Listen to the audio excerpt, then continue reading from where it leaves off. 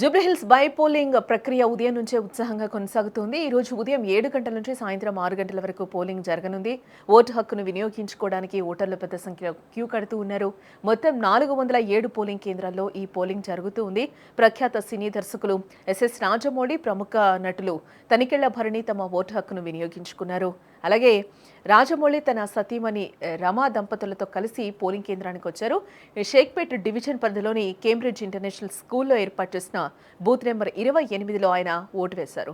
Vote వేసిన అనంతరం తన వేలిపై ఉన్న సిరా గుర్తును చూపించి ప్రతి ఒక్కరూ తప్పనిసరిగా ఓటు వేయాలనే సందేశాన్ని ఇవ్వడం జరిగింది రాజమౌళి. అలాగే ప్రముఖ నటుడు తనికెళ్ల భరణి తన ఓటు హక్కును వినియోగించుకున్నారు. యూసఫ్గూడలోని ప్రభుత్వ పాఠశాలలో ఓటు వేసేందుకు ఉదయమే పోలింగ్ బూత్కు వచ్చిన తనికెళ్ల భరణి క్యూలో నిలబడి తమ ఓటు హక్కును వినియోగించుకున్నారు. జూబ్లీహిల్స్ నియోజకవర్గంలో మొత్తం 4,13,65 మంది ఓటర్లున్నారు. వీరిలో 58 మంది అభ్యర్థులు బరిలో ఉండటం ఈ బైపోల్ ప్రత్యేకత. సాయంత్రం 6 గంటల వరకు పోలింగ్ కొనసాగుతోంది.